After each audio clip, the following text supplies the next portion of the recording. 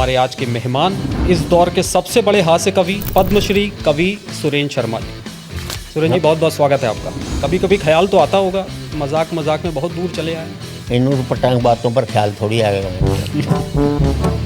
आपको सुनने वाली एक जनरेशन जो है वो अब सठिया चुकी है, 60 साल हो चुके हैं। मुझे लोग हास्य सम्राट कहते हैं, जबकि मैं हास्य का चपरासी। मुझे लिखने में सबसे ज़्यादा दिक्कत पैदा होती है, सबसे ज़्यादा आलसी ऐसा क्यों? आलस है। और हाथ में थाली में दूरी होती ना ज़्यादा, तो मैं भूखा ही मर जाता। पति कैसे हैं आप? वो पत्नी के मुकाबले में तो करें, इससे घटिया पति हो नहीं सकता। क्यों बनाई ये छवि, ये दुखियारे पति की छवि आपने? हमने अपनी पत्नी से कहा, तुलसीदास जी ने कहा है, ढोल गंवार शूद्र पशु नारी, ये सब ताड़न के अधिकारी, इसका अर्थ समझती है समझाएं। पत्नी बोली, इसके अर्थ बिल्कुल ही साफ हैं, इसमें एक जगह मैं हूँ, 4 जगह आप। बदल गया सर जमाना। ठीक भी है, पर कविता तो होनी चाहिए ना, वो नहीं है। कैसे बचेगी कविता ये? क्योंकि इसलिए भी नहीं बचेगी कि बच्चों ने हिंदी पढ़ना ही बंद कर दिया। समय रहना को जानते हो? मैं किसी को भी नहीं जानता। समय रहना को नहीं जानते हो ना। कमाई नहीं हो तो नंगे रहो, लेकिन नंगेपन की कमाई मत करो। नंगेपन की कमाई पर मुल्क में बैन होना चाहिए। कपिल शर्मा, वो कैसे लगते हैं आपको? नहीं, वो हाथ से नहीं करता, उपहास करता है।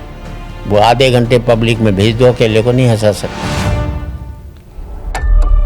तो बहुत सारे कवि वहाँ दिखे हमको कपिल शर्मा के शो में, सुरेंद्र शर्मा क्यों नहीं गए? मैं मना कर देनी हूँ। वैसे ईश्वर को मानते हैं? कहता हूँ, मैं मंच पर भी कहता हूँ कि मैं ईश्वर से बड़ा हूँ।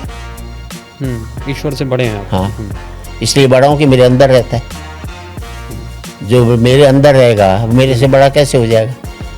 वो चाहे मुझसे बड़ा होना है तो अपने अंदर मुझे रख ले। नेताओं के सामने ही नेताओं पे ही व्यंग करना कितना मुश्किल है एक हास्य कवि के लिए? पहले नहीं था इतना, अब है। अब है।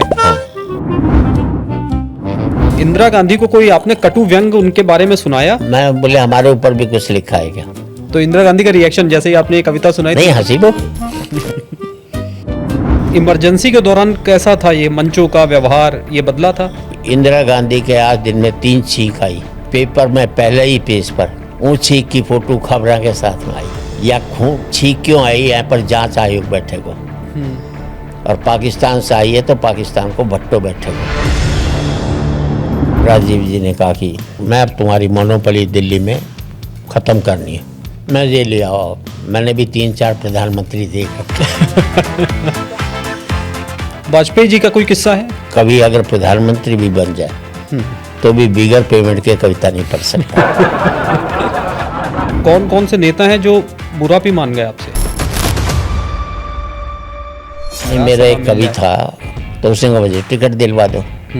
2 उसने दे दिए मुझे बायोडेटा अपने। एक बायोडेटा कांग्रेस के लिए, एक बायोडेटा भाजपा के लिए। इनमें से किसी को भी मिल जाए तो मैं उल्टा किया, मैंने कांग्रेस वाला भाजपा वालों को भिजवा दिया, भाजपा वाला कांग्रेस वालों को भिजवा।